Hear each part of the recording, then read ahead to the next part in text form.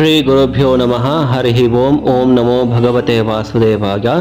ಎಲ್ಲರಿಗೂ ನಮಸ್ಕಾರ ವೀಕ್ಷಕರೇ.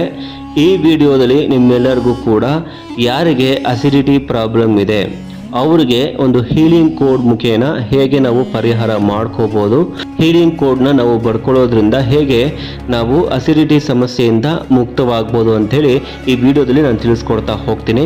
ನಮಸ್ಕಾರ ಸ್ನೇಹಿತರೆ, ಈ ಒಂದು ಹೀಲಿಂಗ್ ಕೋಡ್ ಬಗ್ಗೆ ನಾವು ತಿಳಿದುಕೊಳ್ತಾ ಹೋಗೋಣ. ಈ ಕೋಡನ್ನು ಕೆಲವರು ಮನಸ್ಸು ಮತ್ತು ದೇಹದ ಸಮತೋಲನಕ್ಕಾಗಿ ಧ್ಯಾನ, ಸಕಾರಾತ್ಮಕ ಸಂಕಲ್ಪ ಹಾಗೂ ವಿಶ್ರಾಂತಿ ಅಭ್ಯಾಸಗಳ ಜೊತೆಗೆ ಬಳಸ್ಕೊಳ್ತಾರೆ. ಇದರ ಪರಿಣಾಮಕ್ಕೆ ವೈಜ್ಞಾನಿಕ ಸಾಕ್ಷ್ಯಗಳು ಕೂಡ ಇವೆ. ಆದ್ದರಿಂದ ಇದನ್ನು ವೈದ್ಯಕೀಯ ಚಿಕಿತ್ಸೆಯ ಜೊತೆಗೆ ನೀವು ಬಳಸ್ಕೊಳ್ಬೇಕು. ಯಾರಿಗೆ ಸುಮಾರು ವರ್ಷಗಳಿಂದ ಅಸಿಡಿಟಿ ಸಮಸ್ಯೆ ಇರುತ್ತೆ ಅವ್ರಿಗೆ ಈ ಒಂದು ನಂಬರನ್ನು ಕೈ ಮೇಲೆ ಬರ್ಕೊಳ್ಳೋದ್ರಿಂದ ಖಂಡಿತವಾಗಿಯೂ ವಾಸಿಯಾಗುತ್ತೆ.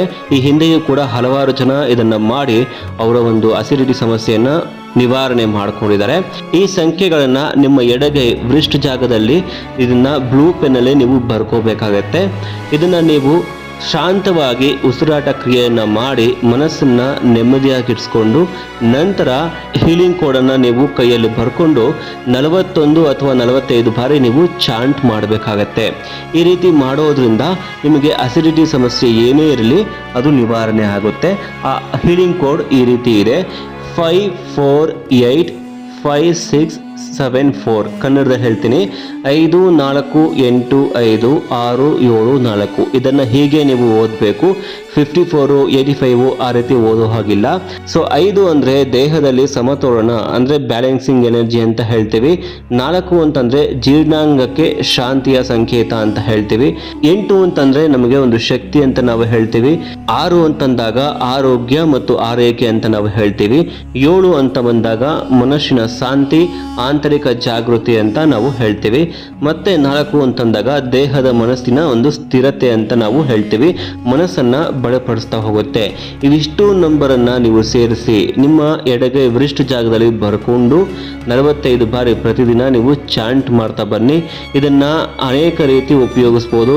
ನೀವು ಒಂದು ಚೀಟಿಯಲ್ಲಿ ಬರೆದು ದಿಂಬಿನ ಕೆಳಗಡೆ ಇಟ್ಟು ನೀವು ಮಲಗಬಹುದು, ಅಥವಾ ನೀವು ಏನು ವಾಟರ್ ಬಾಟಲಲ್ಲಿ ನೀರು ಹಾಕಿ ಕುಡಿತೀರಾ ಆ ವಾಟರ್ ಬಾಟಲ್ ಮೇಲೂ ಕೂಡ ಇದನ್ನು ನೀವು ಅಂಟಿಸ್ಬೋದು.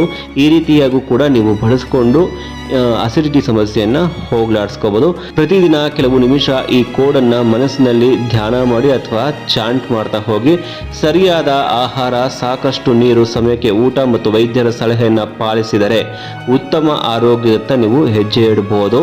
ಮುಖ್ಯವಾಗಿ ಯಾರಿಗೆ ಊಟ ಆದ ನಂತರ ಸಿಂಪ್ಟಮ್ಸ್ ಬರುತ್ತೆ, ಸ್ಟಮಕ್ ಬ್ಲೋಟಿಂಗ್ ಆಗ್ಬೋದು, ಹೊಳಿತೆಗೋ ಆಗ್ಬೋದು, ಅವ್ರಿಗೆ ಈ ಒಂದು ಹೀಲಿಂಗ್ ಕೋಡು ಇರತಕ್ಕಂಥದ್ದು.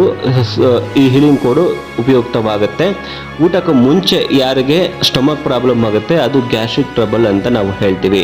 ಹಾಗಾಗಿ ಊಟ ನಂತರ ಯಾರಿಗೆ ಸಮಸ್ಯೆ ಇರುತ್ತೆ, ಹೊಳಿತೆಗೋ, ಅಸಿಡಿಟಿ ಸಮಸ್ಯೆ, ಅವರು ಮಾತ್ರ ಈ ಒಂದು ಕೋಡನ್ನು ಉಪಯೋಗಿಸ್ಕೋಬೋದು.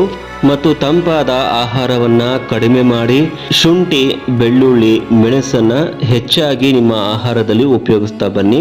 ಇದರಿಂದ ಕೂಡ ನಿಮಗೆ ಅಸಿಡಿಟಿ ಸಮಸ್ಯೆಯಿಂದ ನೀವು ಮುಕ್ತರಾಗಬಹುದು. ಈ ಹೀಲಿಂಗ್ ಕೋಡ್ ತುಂಬ ಚೆನ್ನಾಗಿ ವರ್ಕ್ ಆಗುತ್ತೆ. ವೈಜ್ಞಾನಿಕವಾಗಿಯೂ ಕೂಡ ಇದು ದೃಢಪಟ್ಟಿದೆ. ಮುಂದೆ ಹೋಗ್ತಾ ಇದರ ಬಗ್ಗೆ ಹೆಚ್ಚಿನ ಮಾಹಿತಿಯನ್ನು ನಿಮ್ಗೆ ಕೊಡ್ತಾ ಹೋಗ್ತೀನಿ. ಈಗ ಈ ಹೀಲಿಂಗ್ ಕೋಡನ್ನು ನೀವು ಬಳಸ್ಕೊಳ್ಳಿ. ಮುಂದಿನ ವಿಡಿಯೋದಲ್ಲಿ ಮತ್ತೊಂದು ಹೀಲಿಂಗ್ ಕೋಡ್ನೊಂದಿಗೆ ಬರ್ತೀನಿ.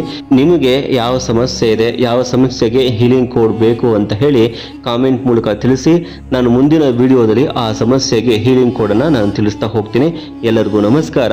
ಕೃಷ್ಣ ಅರ್ಪಣಮಸ್ತು.